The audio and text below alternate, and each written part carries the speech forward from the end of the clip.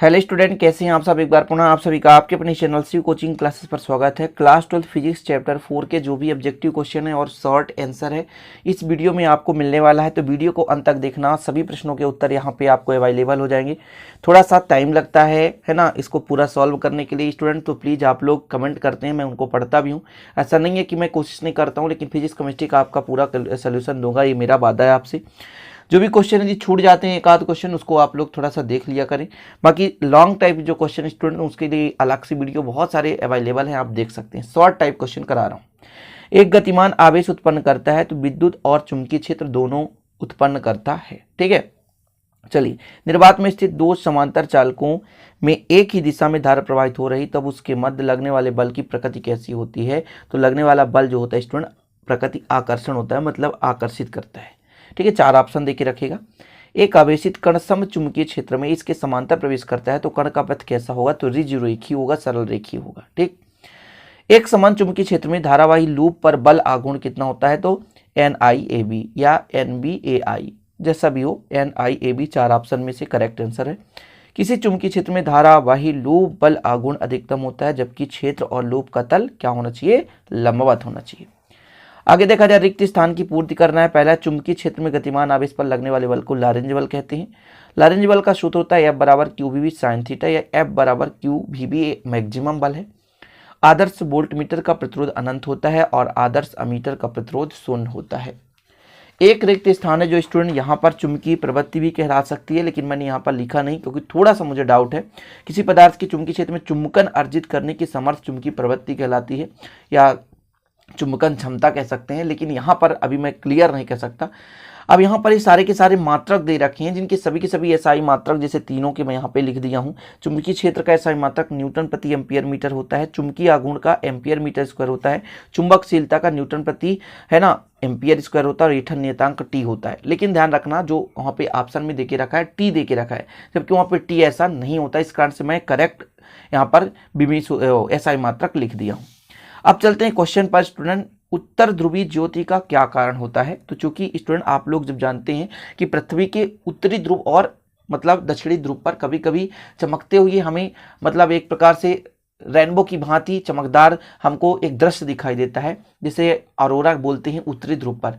ठीक है, अरोरा और कुछ नाम से जानते होंगे। इसका कारण क्या होता है स्टूडेंट, जैसे मान लीजिए पृथ्वी गति करता है तो उसके चुंबकीय गोला में परिवर्तन होता है, और साथ में सौर पवन के बीच जब एक दूसरे को प्रभावित करते हैं तो इलेक्ट्रॉन और प्रोटॉन के आवेशित कण में प्रक्षेप पथ सौर पवन तथा चुंबकीय गोला प्लाज्मा उसे अप्रत्याशित वेग से वायुमंडल के ऊपरी सतह पर भेज देता है, और पृथ्वी के चुंबकीय क्षेत्र में प्रवेश के कारण इसकी ऊर्जा क्षय होती है और ध्रुवीय ज्योति का निर्माण होता है। इसका करेक्ट आंसर है। कुल मिलाकर के जैसे मान लीजिए इलेक्ट्रॉन प्रोटॉन ऊपर की ओर गया और पृथ्वी के चुंबकीय क्षेत्र पर गया, तो चुंबकीय क्षेत्र में जब वो प्रवेश करता है तो उससे ऊर्जा मुक्त होती है। ऊर्जा क्षय होगा तो ऊर्जा मुक्त होगा, और वही ऊर्जा हमें कलर के रूप में दिखाई देता है, जिसे हम ध्रुवीय ज्योति कहते हैं। ठीक है, बायो-सेवर्ट का जो नियम है वो लिखने के लिए आया था स्टूडेंट। इसके लिए वो क्लासिकल तो आप लोगों को पता होगा कि इसका नियम शॉर्ट तरीके से तो है नहीं, तो इसका नियम पूरा डिस्क्राइब है। तो आप लोग यदि सर्च करेंगे बायो-सेवर्ट का नियम बाय शिव सर या शिव कोचिंग क्लासेस, तो वहाँ पे डिटेल से आ जाएगा।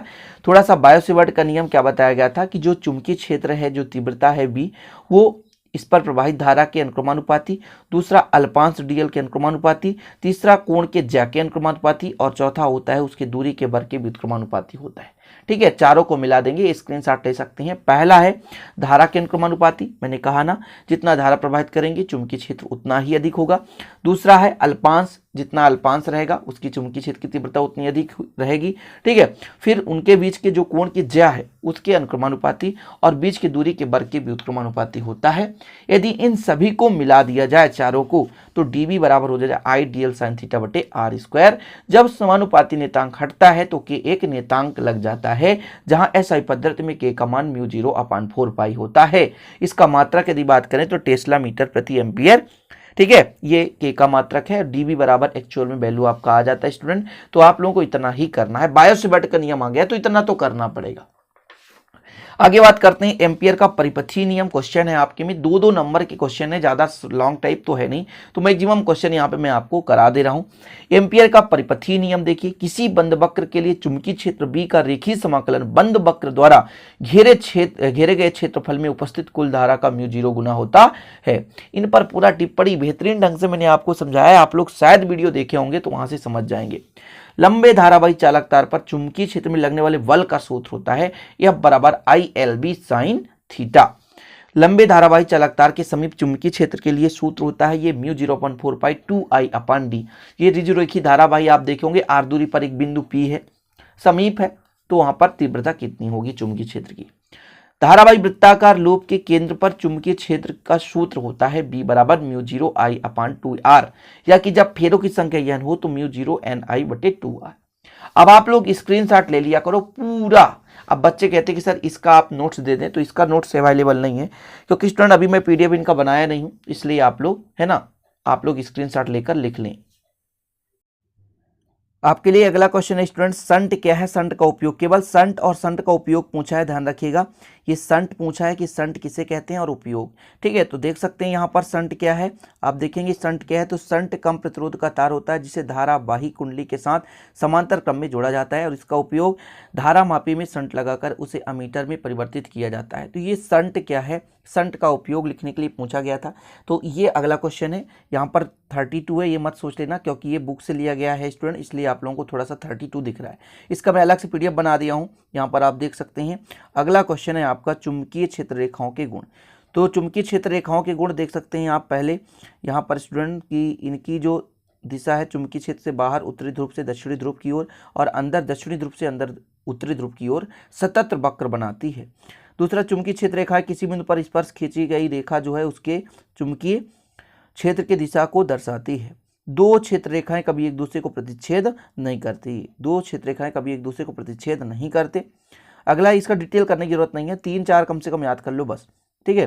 देखिए, अधिक तीव्रता वाले चुंबकीय क्षेत्र में चुंबकीय क्षेत्र रेखाएं सघन और कम तीव्रता वाले पे विरल होता है। ये क्षेत्र रेखाएं खींची गई डोरी के समान लंबाई सिकुड़ने का प्रयास करती हैं, मतलब लचकदार डोरी के समान होती हैं। देख सकते हैं ये हो गए चुंबकीय क्षेत्र रेखाओं के गुण। स्क्रीनशॉट ले लें, यहाँ पे 2 हैं, इसके बाद यहाँ पे 2 हैं, 3 याद कर लो आप। 2 अंक का क्वेश्चन पूछा जाएगा तो 3 आपसे बनना चाहिए। अगला क्वेश्चन आपका है अमीटर और वोल्ट मीटर में अंतर, वेरी इंपॉर्टेंट है। ये विगत कई वर्ष पूछा भी गया है स्टूडेंट और अब भी पूछे जाने की संभावना है, अमीटर और वोल्ट मीटर में अंतर। तो देखिए, पहला अंतर है इसकी सहायता से विद्युत परिपथ में बहने वाली धारा की माप की जाती है, लेकिन वोल्ट मीटर में इसकी सहायता से विद्युत परिपथ में किन्हीं 2 बिंदुओं के बीच विभवांतर ज्ञात की जाती है। अमीटर में क्या होता है, परिपथ में बहने वाली धारा की माप ली जाती है और ये 2 बिंदुओं के बीच विभवांतर। अगला है कुंडली में समांतर क्रम में जोड़ते हैं, ठीक है, किसको, अमीटर को, जबकि इसके कुंडली में श्रेणी क्रम में उच्च प्रतिरोध का तार जोड़ा जाता है और जो इसमें तार जोड़ते हैं समांतर क्रम होता है। तीसरा, इसे विद्युत परिपथ में सदैव श्रेणी क्रम में जोड़ा जाता है, किस क्रम में, श्रेणी क्रम में, और इसे परिपथ में समांतर क्रम में। अच्छा, इसके साथ तो तार होता है जो संट होता है वो समांतर क्रम में होता है और वोल्ट मीटर में जो तार होता है वो श्रेणी क्रम में होता है, लेकिन परिपथ में अमीटर को श्रेणी क्रम में जोड़ते हैं और मान लीजिए वोल्ट मीटर को समांतर क्रम में जोड़ते हैं। अगला है इसका प्रतिरोध बहुत ही कम होता है, एक आदर्श मीटर का प्रतिरोध 0 होता है, जबकि आपका जो वोल्ट मीटर होता है इसका प्रतिरोध जो होता है अनंत होता है, ठीक है। चलिए आगे देखते हैं। अगला क्वेश्चन आपका था बहुत ही महत्वपूर्ण क्वेश्चन है, चल कुंडली धारा मापी कुंडली के मध्य नर्म लोहे के क्रोड बनाए जाते हैं, क्यों? इसका कारण क्या है? तो 2 कारण है कि नर्म लोहे की चुंबकशीलता अधिक होती है और इससे होकर अधिक से अधिक बल रेखाएं गुजरने का प्रयास करती हैं, जिससे चुंबकीय क्षेत्र रेखा की तीव्रता बढ़ जाती है। और दूसरा कारण है क्षेत्र के त्रिज्यीय होने की से सहायता मिलती है, जिससे कुंडली का तल सदैव बल रेखाओं के समांतर होता है। तो ये हो गए आज के प्रमुख क्वेश्चन। एक आध क्वेश्चन छूट गए हैं जिसको मैं बाद में भी ऐड कर दूंगा, लेकिन 1-2 क्वेश्चन ही छूट जाता है तो आप लोग भी थोड़ा सा मेहनत करें। उसमें एसआई पद्धति में मात्रक निकालना था, विमिशुत आसानी से निकाल सकते हैं। तो आशा और उम्मीद है कि वीडियो पसंद आएगी, पसंद है तो लाइक जरूर करिएगा, दोस्तों के साथ शेयर करिएगा। मिलते हैं अगले वीडियो में। जय हिंद, वंदे मातरम।